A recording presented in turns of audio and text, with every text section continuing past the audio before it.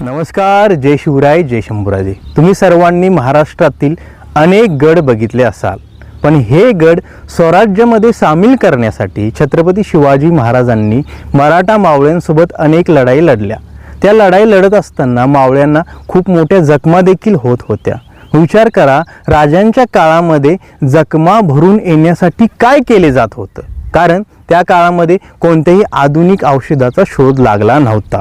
हे सर्व तुम्हाला अनुभव करून देण्यासाठी आणि जखमा भरून येण्यासाठी राजांच्या काळामध्ये काय केले जात होतं हे दाखवण्यासाठी आज मी तुम्हाला अशा एका दुर्मिळ आणि ऐतिहासिक किल्ल्यावर घेऊन जाणार आहे. त्या किल्ल्यावर सहजासहजी पर्यटक जात नाहीत, कारण घनदाट जंगलामधून प्रवास करत आपल्याला त्या किल्ल्यावरती पोहोचावं लागतं. आणि किल्ल्यावरती पोहोचल्यानंतर किल्ल्याच्या मधोमध दगडी बांधकामाने बनवलेली अशी चमत्कारी विहीर आपल्याला बघायला मिळते. त्या विहिरीमध्ये राजांच्या काळामध्ये जखमी मावळ्यांना थोडा वेळ बसवलं जात होतं. त्या विहिरीमध्ये बसल्यामुळे मावळ्यांच्या मोठमोठ्या जखमा कशा भरून येत होत्या याचा अनुभव आज आपण किल्ल्यावर जाऊन करायचा आहे. किल्ल्यावर मोठमोठे बुरुज, प्राचीन मंदिरे, अनेक प्राचीन वास्तू देखील आपल्याला बघायला मिळतात.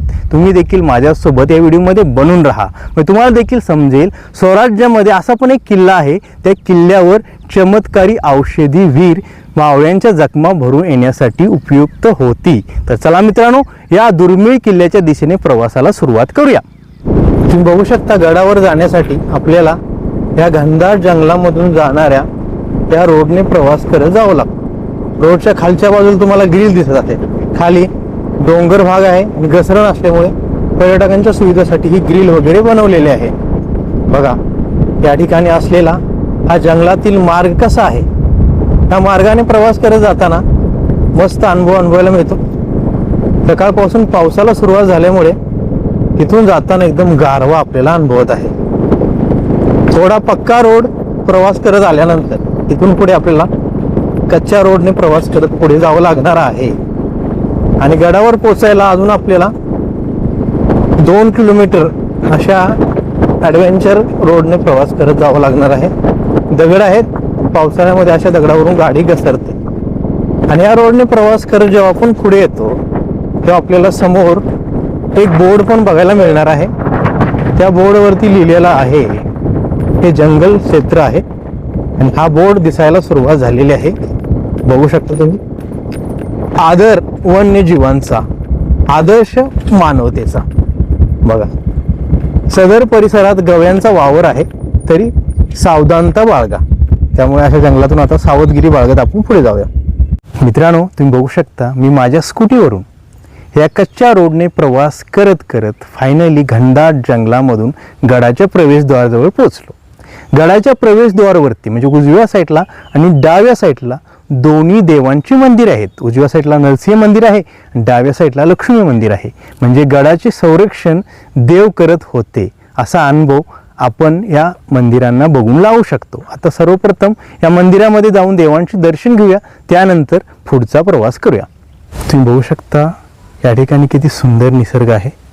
आणि गडाच्या प्रवेशद्वारावरती आपल्याला हा एक बोर्ड बघायला मिळतो, नरसिंह मंदिर. मंदिराकडे जाण्यासाठी आपल्याला ह्या दगडी पायऱ्यावरून चढत मंदिरापर्यंत पोहोचावं लागतं. आणि ह्या दगडांना बघून कदाचित तुम्हाला कळालं असेल हे मंदिर किती जुने असावे. समोर झाडांच्या सानिध्यामध्ये असलेले हे जुने मंदिर तुम्ही बघू शकता.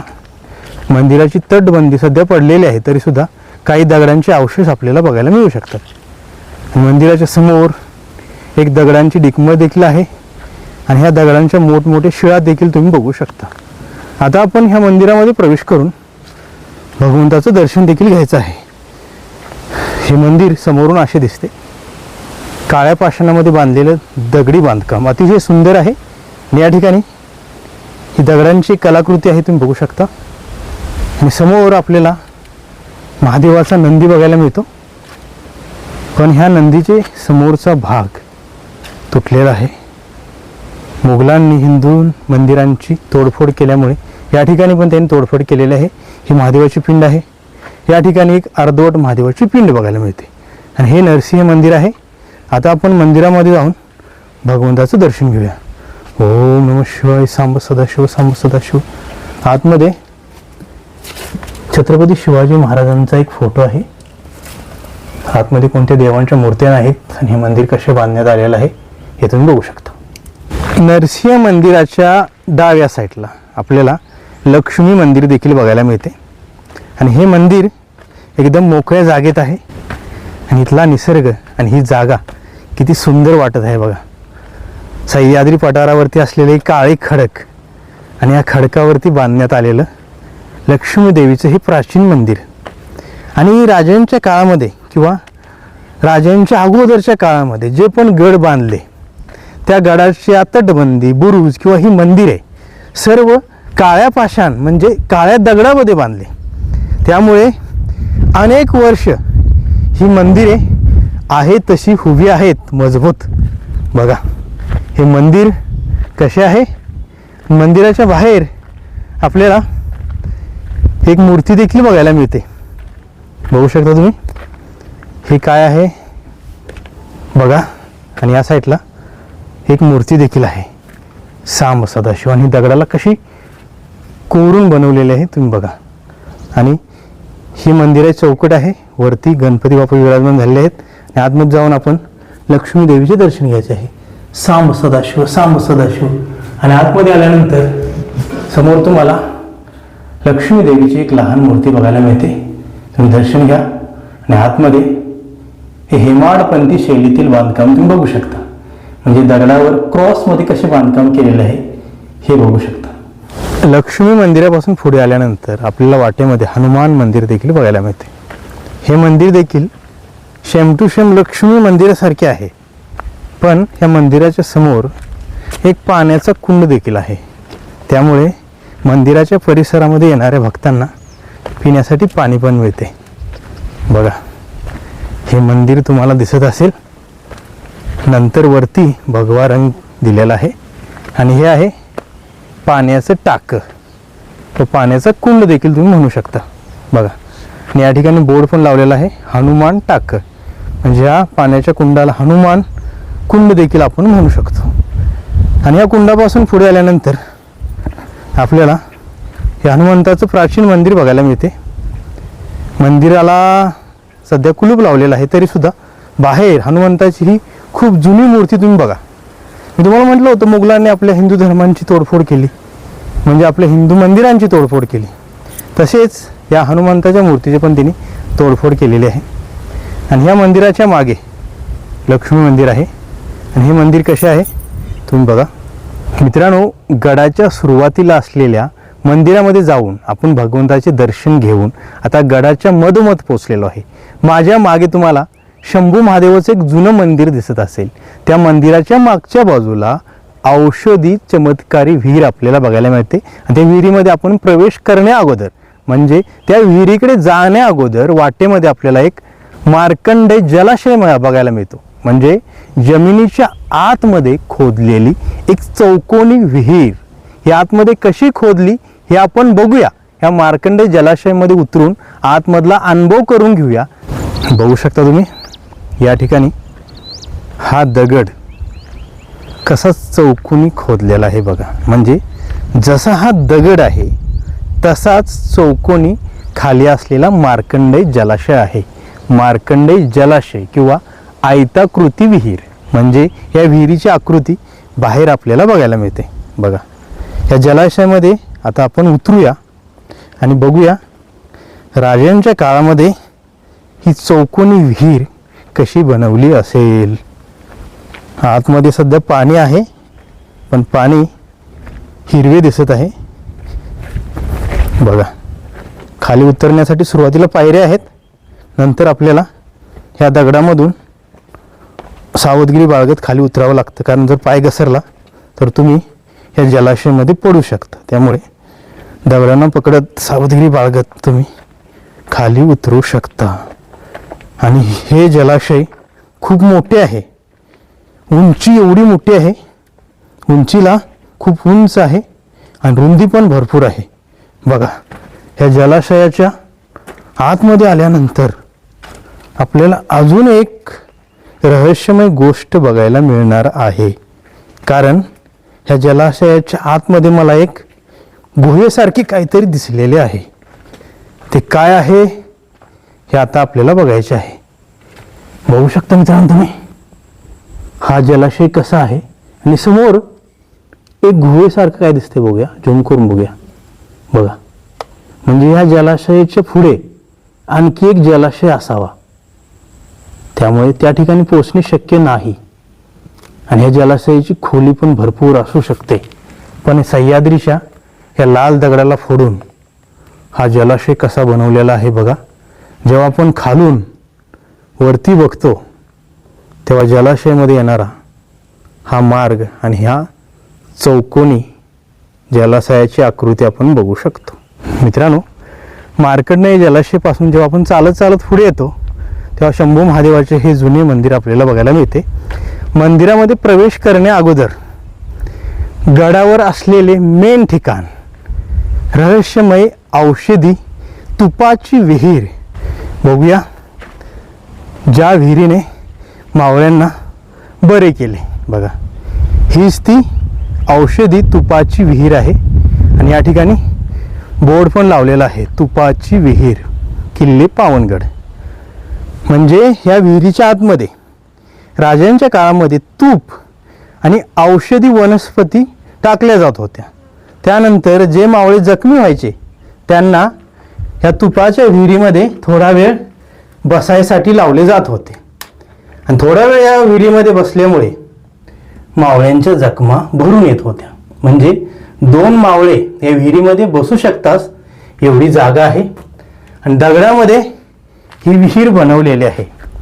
आणि या विहिरीच्या साईडला अजून एक चौकोनी पाण्याची टाकी आहे. कदाचित ह्या पाण्याच्या टाक्यामध्ये मावळे सुरुवातीला आंघोळ करून जखमींना साफ करून नंतर ह्या तुपाच्या औषधी विहीरमध्ये बसत असावेत. मित्रांनो, महादेव मंदिराकडे जाताना तुम्हाला या ठिकाणी काही वाड्याचे अवशेष देखील बघायला मिळतात. बघा, या प्रवेशद्वारमधून जेव्हा आपण बाहेर जातो तेव्हा आपल्याला समोर असलेले महादेव मंदिर बघायला मिळते. बघा, हे दगडी बांधकाम कसे केलेलं आहे. आणि ह्या चौकटीमधून बाहेर आल्यानंतर समोर आपल्याला महादेवाचा नंदी बघायला मिळतो. नंदीची कमानी 4 खांबांनी बनवलेली आहे आणि हे सर्व दगडी कसे बांधलेले आहे तुम्ही बघू शकता. हे सर्व काही बघण्यासारखे आहे. आणि मंदिरामध्ये जाण्या अगोदर नंदीचे तुम्ही दर्शन घ्या. सांब सदाशिव, सांब सदाशिव. आणि हा आहे मंदिर परिसर. मंदिराच्या बाहेर आपल्याला 2 तोफा पण बघायला मिळतात. म्हणजे तोफांच्या खाली जी चाके आहेत ती नंतर बसवलेली आहेत, पण वरती असलेली ही लोखंडी तोफ राजांच्या काळामधील असावी. बघू शकता तुम्ही, हे तोफेचे होल आहे. आणि ही लोखंडी का दगडी आहे बघूया. दुरून लोखंडी वाटते, पण मित्रांनो ही दगडी तोफ आहे, लोखंडी नाही. आणि अशीच तोफ या ठिकाणी पण आपल्याला बघायला मिळते. आता आपण या मंदिरामध्ये प्रवेश करूया. ओम नमः शिवाय. मंदिराच्या सभा मंडपमध्ये आल्यानंतर आपल्याला सुंदर दगडांनी केलेले बांधकाम बघायला मिळते.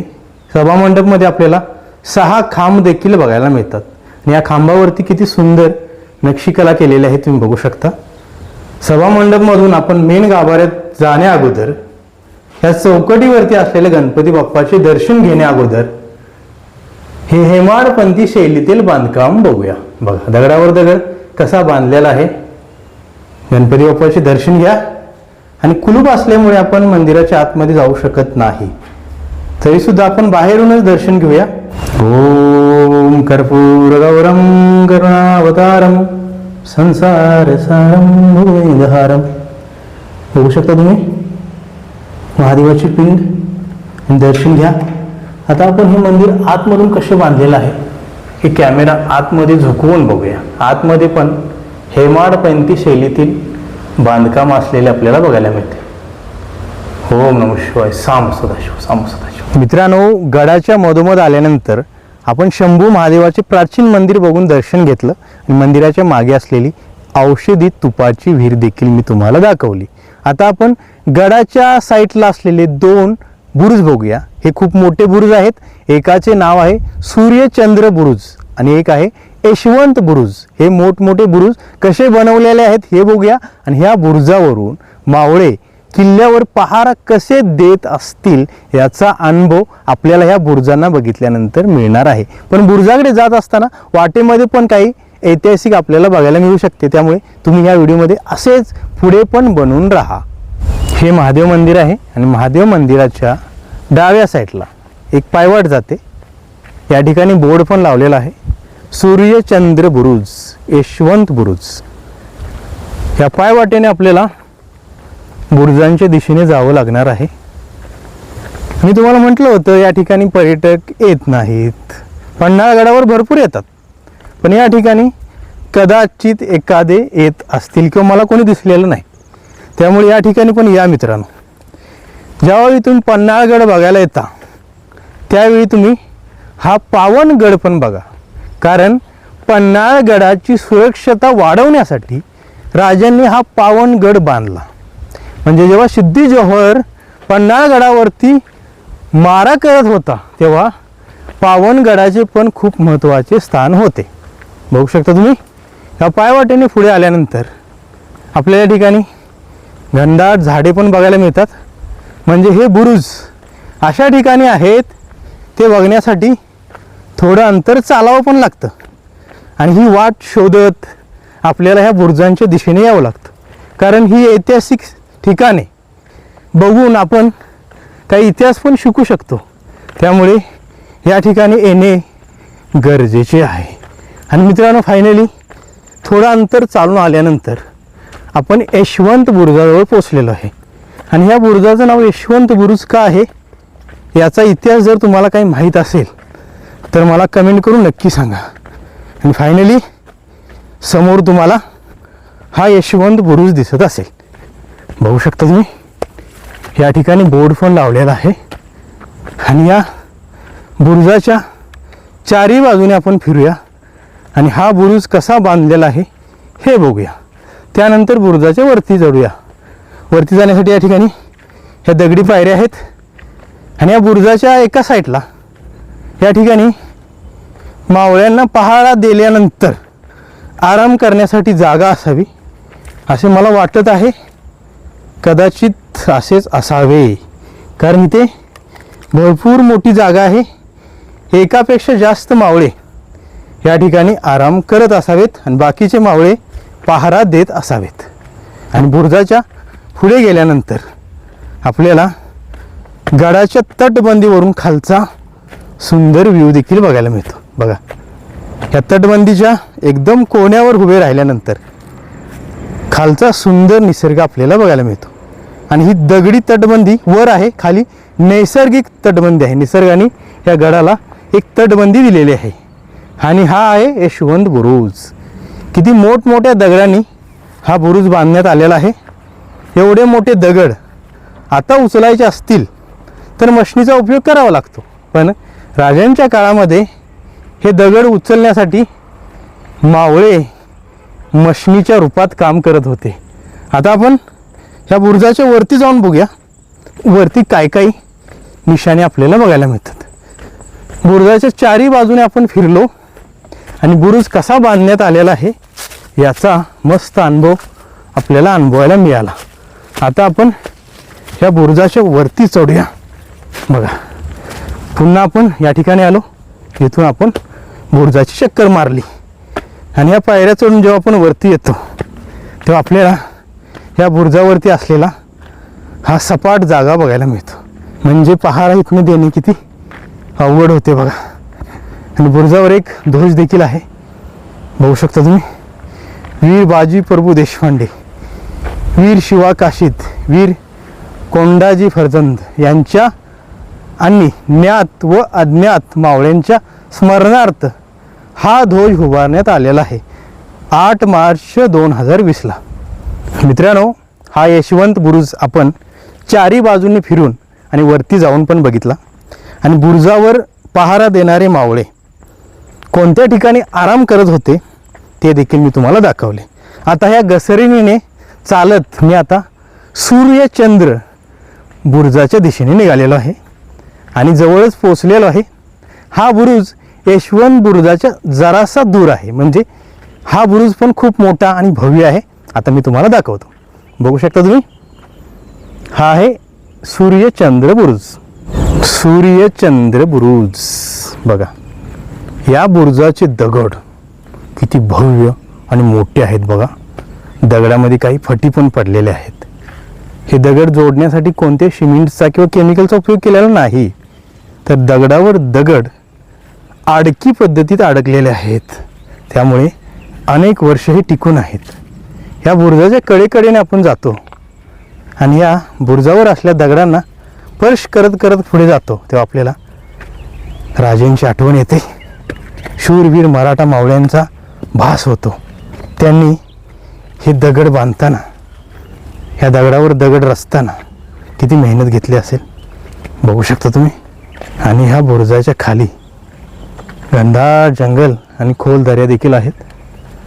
आता आपण या बुरुजाच्या वरती जाऊन बघूया वरून हा बुरुज कसा आहे. कारण चारी बाजूनी मोठमोठ्या दगडाने हा बुरुज बांधण्यात आलेला आहे. आणि हे दगड कसे रचले असतील हे आपण मगापासून बोलत आहे. आणि या ठिकाणी हे चौकोनी काहीतरी बनवलेलं आहे. काय असू शकते तुम्ही सांगा. कदाचित पाण्याची टाकी असू शकते, कारण बुरुजावर जे मावळी पहारा द्यायचे त्यांना पिण्यासाठी या ठिकाणी पाण्याची सुविधा असावी. आणि वरती जाण्यासाठी आपल्याला या ठिकाणी पक्क्या पायऱ्या देखील दिसतात. या पायऱ्यावरून जेव्हा आपण वरती जातो तेव्हा आपल्याला हा सूर्यचंद्र बुरुज असा बघायला मिळतो. आणि या बुरुजाचे नाव सूर्यचंद्र का ठेवले असावे, जर तुम्हाला माहीत असेल तर मला कमेंट करून नक्की सांगा. बघा, आता मी ह्या बुरुजाच्या एकदम दुसऱ्या टोकावरती पोचलो आणि ह्या बुरुजावरून सुंदर व्ह्यू देखील आपल्याला बघायला मिळतो.